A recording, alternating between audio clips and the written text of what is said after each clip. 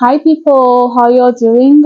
Welcome and welcome back to the channel. It's Sandra here and I'm back again with a Douglas Murray's video. It's between him and an angry Muslim lady who tries to insult him. So let's just get right into this one, okay? By Douglas Murray of the think tank, the Henry Jackson Society, and by the Labour MP, Rushanara Ali. Welcome to both of you. Rushanara Ali, is there anything realistically that the West, the European Union, the British government can actually do to solve this conflict? Well, we need the European Union and including the British government to work together to show leadership and also to act as an honest broker. And what we've seen yet again is that Israel has shown complete disregard for humanitarian issues. Some 600 people are now dead, mainly civilians, 100,000 seeking refuge. And we need the European Union to be a strong voice in recognising, of course, Israel needs to maintain its security, but its reaction and response is not proportionate, and we need the European Union, including the British government, to speak up and work towards resuming peace negotiations, which have been completely elusive over recent years. How does Israel maintain its security without this sort of violence that escalates? Well, this sort of violence and the death of so many people, particularly Palestinians, of course there have been casualties on the Israeli side as well, but the vast majority have been Palestinians, won't secure Israel, won't provide long-term security. What we need is the international community to work together. But also Israel needs to respect international humanitarian law, international law generally, and that's not happening. Has Israel disregarded humanitarian and international law by going into Gaza in the way they have? No, not at all.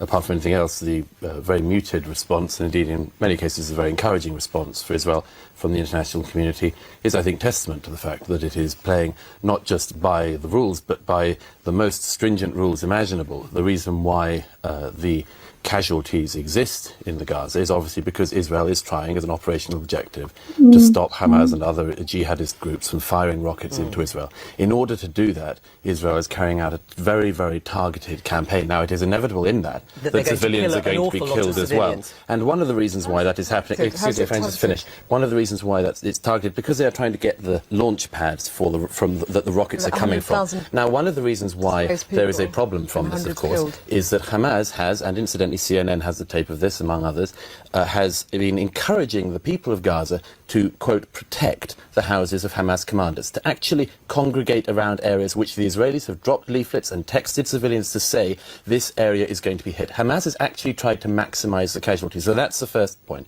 As for how this is to be stopped, I think there's a very important thing that we do not, the international community does not simply perpetuate this conflict in trying to stop Israel from achieving the operational objective of stopping the rocket fire. The international, this is the third time now that this has happened, well, and I would suggest it's more than the third time. No, the actually. third time there's been this exchange since 2007. Right. Okay. I mean, we'll look at the operational and what actually both sides are hoping to achieve. But Rushanara Ali, you told a demonstration at the weekend that David Cameron had failed to show international leadership. My party is with you, and the Labour Friends of Palestine are with you. Do you have Ed Miliband's support for your line on this conflict? Well, Ed Miliband has made it absolutely clear that the incursion, the ground incursion, he said this only yesterday as well, the ground incursion is not one that is supported. We recognise Israel's demand, as Ed Miliband has said, to for its security, but its response has been disproportionate. And the point about international leadership is, if you look at what David Cameron said in 2010, he described the blockade of Gaza as an open prison. Gazan people are suffering, and what there seems to be a collective amnesia. Is that the fault of Hamas as well as Israel? Of course, these groups. The point is that the public, Palestinians are suffering, and the international community has a responsibility to respond to the needs of those people. I must just ask you, Douglas Murray, on the issue of operations. The last 10 years there have been a series of ground and air operations by the Israeli Defence Forces on Hamas, and there are at least half a dozen of these. The rockets still continue to come into Israel. So the argument could be, are these Palestinians, innocent Palestinian civilians, losing their lives for nothing?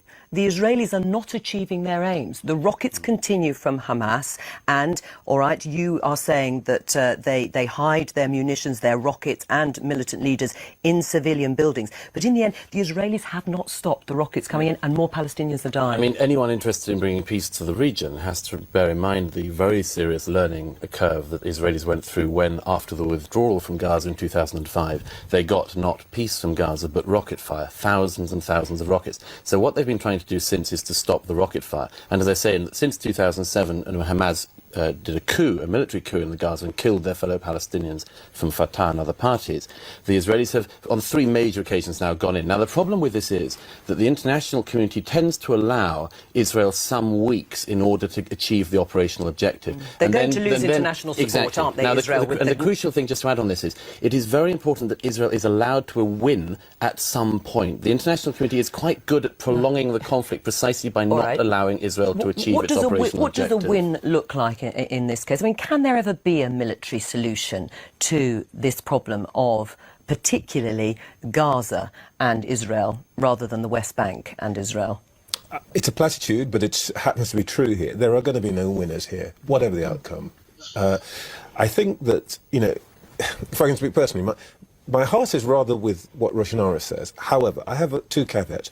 One is, I really dislike the tendency, particularly from the media here, always to put Israel in the dock here. The truth of the matter is that the people of Gaza actually voted for Hamas. And they voted knowing what would happen. Hamas has been very clear. It has no intention of making peace with Israel.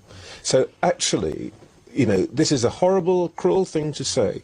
This is a result of a democratic outcome. And by the way, the really bigger issue here is Egypt, because that's what's really made the big difference. So I think... And Egypt is also worried about being on the border with Gaza. The peculiar thing is, Israel and Egypt, relative to Gaza, are in exactly the same position right now. Yes. So I think that the notion of the way that we tend to report this, which is it's Israel versus suffering Palestinians, is just not right. That's not what this is about. I mean, Roshanara Ali, what is it that Hamas wants to achieve? I mean, what is it? I mean, Trevor Phillips says that people voted for Hamas as opposed to Fatah, to the Palestinian Authority in the West Bank. They voted for Hamas knowing that they would be much more hard line. So what is it that they want? I hope what Trevor's not saying is that by voting for Hamas, those who voted were in some way are now deserve, or the punishment, collective punishment that is now being espoused. That's an outrageous thing to say. Let me finish. That's not what I'm saying at all. I very much hope not. But the point is that this cycle of violence is going on and on. The fact is that the Palestinians have lived under occupation, and Gaza They're not under has occupation. been. They have their own state. They have, Gaza that's nonsense. is a state, that's nonsense. and it is run by Hamas, and they had one election, which, as Trevor said, the people voted for Hamas.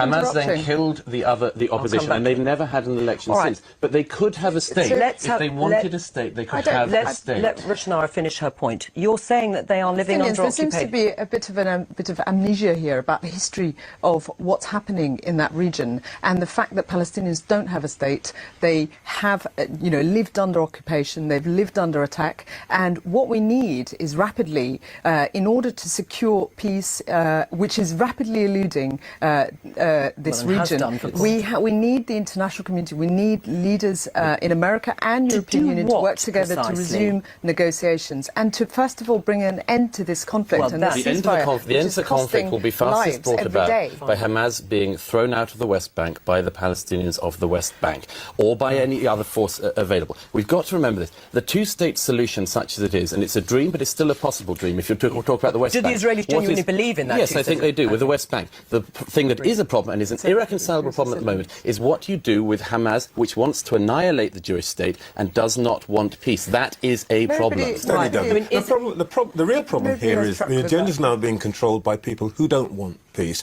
whether it is the settlers on the West Bank or it's Hamas. That's the problem. How do we wrest the agenda out of the hands of those groups of people who, by the way, are not states? These are... Okay, so we did get into this. Actually, I've seen this video before. I just had like something to add or something to say very quickly. We all know the conflicts going on between Israel and Hamas. Some of us know the in-depth and the history, the story, the issue from the inception, right? And some of us are still learning and discovering what led to this current conflict, right? But something I want to understand right now, because I'm the other part, I'm the other, end that is still learning and discovering, trying to properly understand, the inception of the history and how we very unfortunately got here, right? So far from my research, right, this is a conflict. It's literally a conflict. It's a disagreement between two parties, and for however long it's been going on, right? And it's like the vast majority of people are actually mad at people who think it's a conflict. When people say it's a conflict between Israel and Hamas, people say that such a person is supporting Israel. And I don't know how, like, if we're saying that the case is not reversed, right? Basically, I'm throwing out this question. Why is it that when it's seen to be a conflict between Israel and Hamas, it gets people riled up? What is your take? What do you think is going on? Do you think it's a genocide? Why do you think it's a genocide? Like, let us go through the facts and go through, all the information and really see what exactly this is about. Is it a war? Is it a conflict? Is it a genocide? Just what exactly is it? And what is your take? Basically, like, I truly want to know what your take is upon this. So please do share your thoughts and opinions and the reasons why, right? So that, yeah, we can all just put our heads together and, talk on this topic. So basically, we're done, and this is the end of today's video. Thank you so much for joining me. I really hope this would, broaden our knowledge or just enlighten us in general. And, also, I would love for us to put our heads together. But yeah, upon to the very next one, let's keep on staying safe and healthy. So, bye.